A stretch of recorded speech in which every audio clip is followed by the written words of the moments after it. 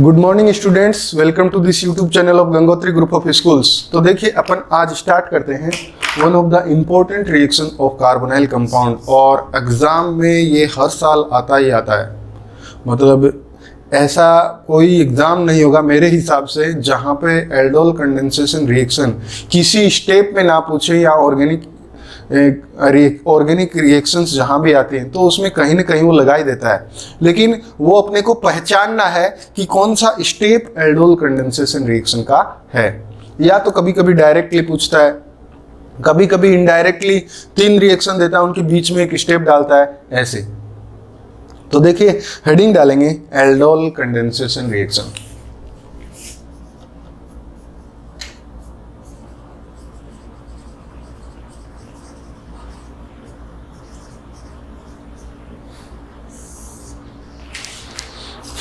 Aldol condensation reaction होता क्या है, जब कभी भी carbonyl compound, 2 carbonyl compound intermix होते हैं in presence of dilute base, और मैं बोलूं in presence of dilute acids, they will give that alpha hydroxy carbonyl compound.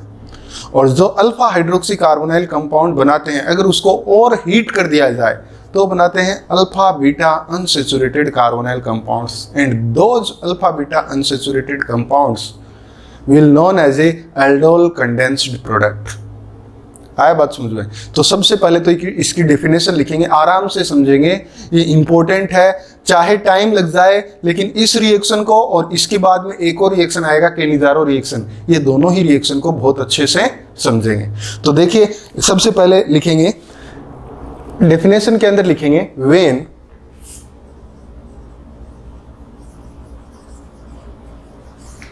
Carbonyl compound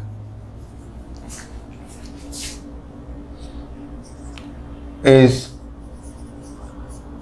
heated with dilute alkali,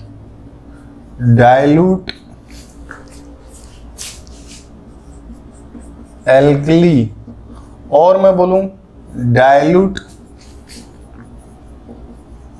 acidic solution,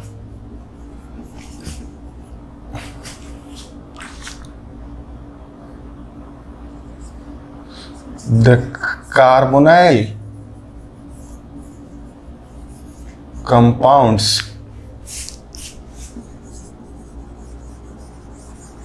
generate beta hydroxy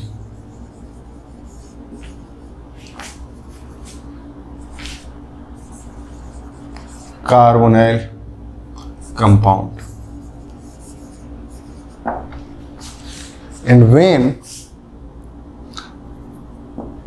इसको लिख लेना, this is known as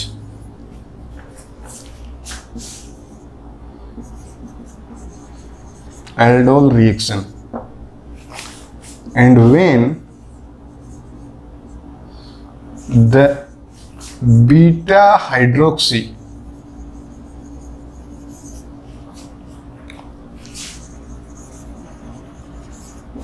carbonyl group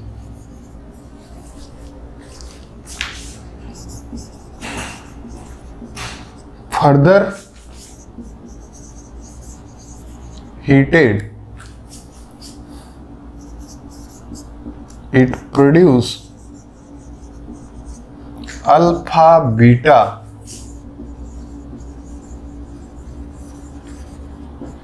unsaturated carbonyl compounds। मैं short में लिख रहा हूं COMPDS, compounds है, compounds. This is known as aldol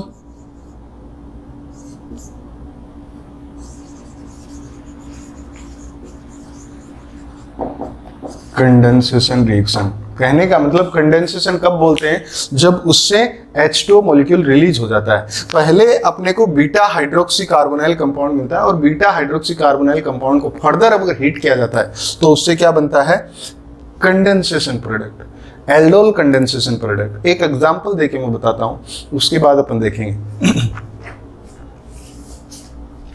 ये उतारिए। अब देखिए एक चीज और, कार्बोनाइल कंपाउंड भी ऐसा कार्बोनाइल कंपाउंड होना चाहिए जिसके पास अल्फा हाइड्रोजन प्रेजेंट हो। तो ये भी एक पॉइंट बनता है इसके अंदर, ये दूसरा पॉइंट के अंदर लिख लेंगे।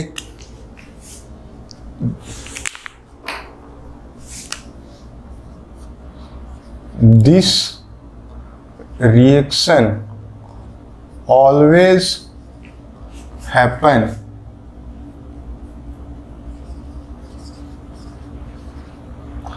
when carbonyl compound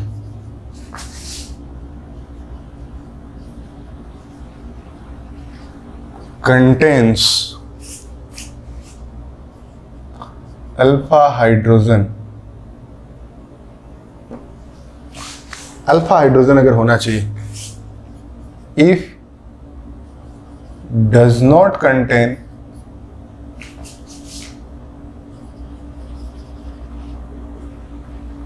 reaction is not possible. ये दोनों ही बहुत ही इंपॉर्टेंट है, इंपॉर्टेंट टिक करना है इसको।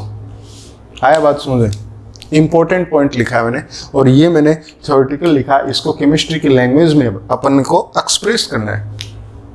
देखिए हटा दूं, कहने का मतलब क्या मैं HC डबल बॉन्ड OH से AC का दूसरे मॉलिक्यूल्स के साथ एल्डोल कंडेंसेशन करवा सकता हूं?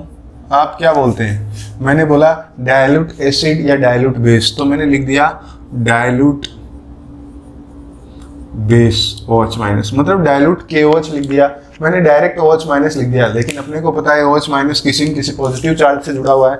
वो पोटेशियम हाइड्रोक्साइड हो सकता है, वो सोडियम हाइड्रोक्साइड हो सकता है, वो मैग्नीशियम हाइड्रोक्साइड, कैल्शियम हाइड्रोक्साइड, कुछ भी हो सकता है। अपने को डाइल्यूट बेस चाहिए, कंसंट्रेटेड नहीं चाहिए। ठीक है, ये इसकी प्रेजेंस में क्या रिएक्शन हो सकता है? कभी नहीं। क्यों? क्योंकि मैंने पहले ही एक पॉइंट लिखाया था ऊपर स्टार करके यहाँ पे कि आपका carbonyl compound must contain that alpha hydrogen, और ये तो अल्फा हाइड्रोजन रखता ही नहीं। अल्फा हाइड्रोजन कौन सा होता है? अल्फा कार्बन के ऊपर जुड़ा हुआ हाइड्रोजन। क्या इसके ऊपर अल्फा हाइड्रोजन है? नहीं। अब अगर आपको कोई बोले कि CH3C डबल बॉन्ड OH, क्या इस कार्बोनाइल कंपाउंड के पास अल्फा हाइड्रोजन प्रेजेंट है? आप बोलेंगे यस, इस कार्बोनाइल कंपाउंड के पास अल्फा हाइड्रोजन प्रेजेंट है। ये कार्बन फंक्शनल ग्रुप के पास वाला कार्बन होता है अल्फा कार्बन, और अल्फा कार्बन पे जुड़ा हुआ hydrogen is known as a alpha hydrogen. अगर आपको बोले कोई CH3 CH2 CH2 C double bond OH, कोई बोले क्या इसके पास अल्फा हाइड्रोजन प्रेजेंट है, तो आप क्या बोलते हैं? Yes, this is alpha carbon.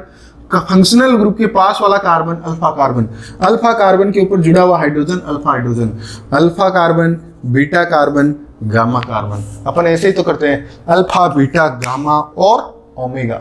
इसके आगे चलते हैं ऐसे।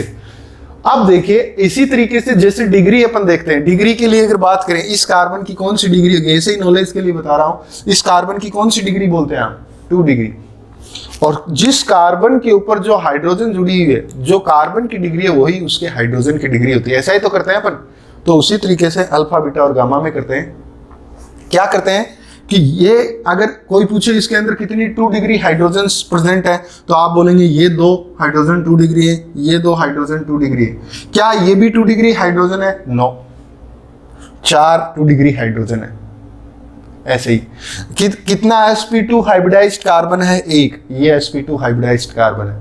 कितने sp3 हाइब्रिडाइज्ड कार्बन है? 3। ऐसे तो इसके पास अल्फा हाइड्रोजन है, लेकिन इसके पास भी अल्फा हाइड्रोजन है। इसके पास अल्फा हाइड्रोजन कितनी है? 2 अल्फा हाइड्रोजन। इसके पास 3 अल्फा हाइड्रोजन। इसके पास 9 अल्फा हाइड्रोजन। इसलिए ये सबस्ट्रेट कभी भी रिएक्शन नहीं देते हैं, नो रिएक्शन। कभी कभी क्वेश्चन देता है, ऑप्शन के रूप में बनाता है वो, कि दिए गए 4 ऑप्शंस में से कौन सा कंपाउंड एल्डोल कंडेंसेशन नहीं देता। क्वेश्चन लिखिए सबसे पहले तो, which of the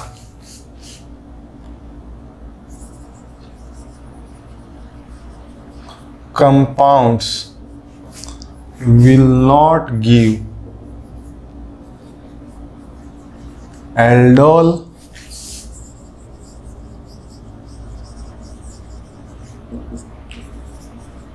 condensation reaction. और ए ऑप्शन में देता है CH3C double bond OH।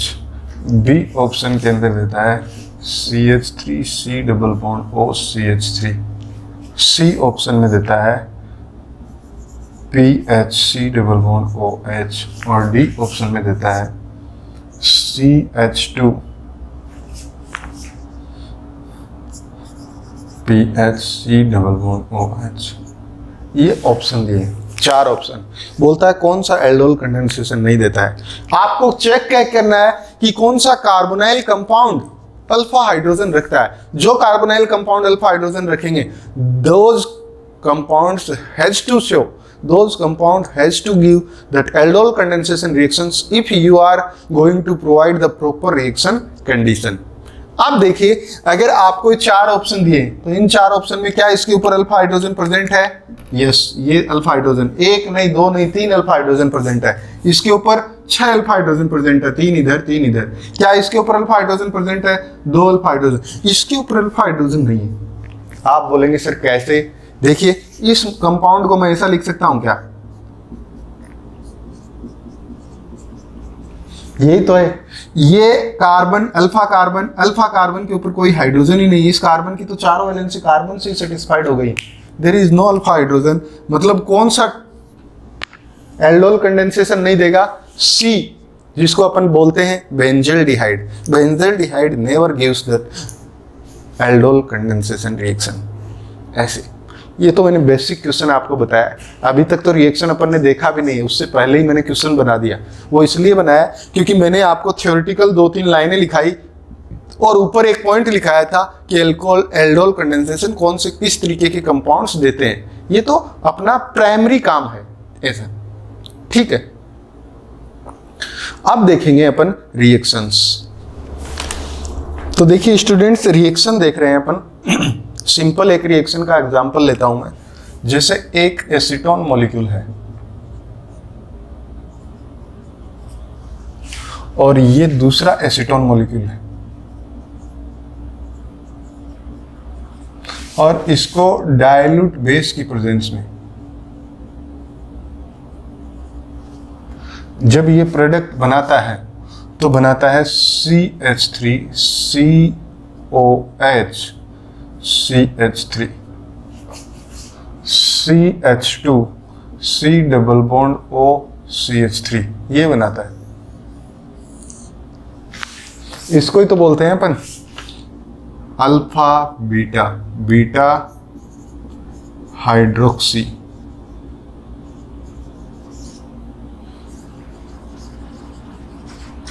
Carbonyl compounds. और ये बीटा हाइड्रोक्सी कार्बोनाइल कंपाउंड जब वापस से हीट किया जाता है, डेफिनेशन के अंदर मैंने यही तो लिखाया था कि इसको जब वापस से हीट किया जाता है तो ये वाटर निकाल देता है और बनाता है कंडेंस्ड प्रोडक्ट। जब मैंने हीट किया तो वाटर कैसे निकालता है? ये इधर से तो OH माइनस निकाल देता है, और ये जुड़ा हुआ H, 2 हाइड्रोजन जुड़े हुए, एक को मैंने ऐसे दिखा दिया ऐसे। तो alpha beta unsaturated carbonyl compound बनाता है। ए क्या हो जाएगा? CH3 डबल बॉन्ड CH, ये बनाता है। और इसको बोलते हैं अल्फा बीटा अनसैचुरेटेड कार्बोनाइल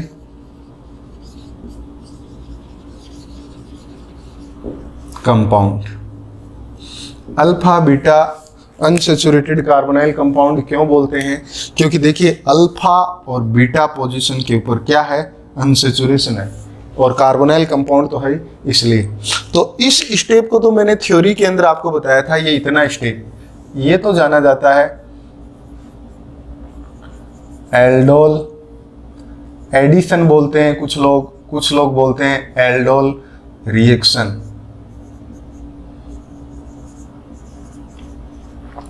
और ये पूरा स्टेप, ये यहां से लेके ये पूरा यहां तक, मतलब ये स्टेप तो होता है कंडेंसेशन स्टेप ही होता है,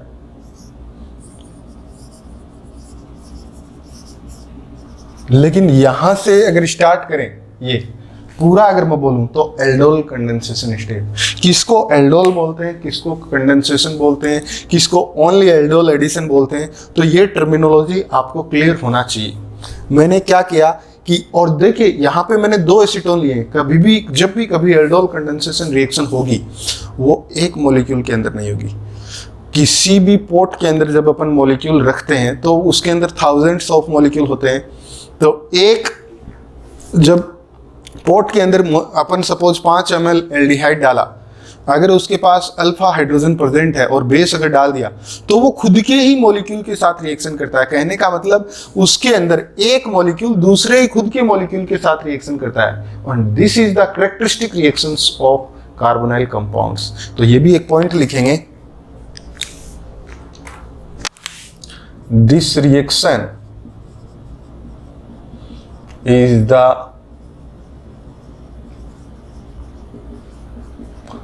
characteristics reaction of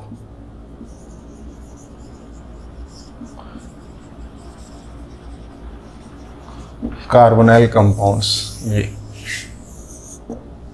ये भी एक इंपॉर्टेंट पॉइंट है। कार्बोनाइल कंपाउंड की कैरेक्टरिस्टिक रिएक्शन होने के कारण ही ये अपने आप में इंपॉर्टेंट है। ऐसे आया बात समझ में? ये अगर होता है तो आपके दिमाग में आता है कि सर ये रिएक्शन होगा कैसे, मैकेनिज्म क्या होगा।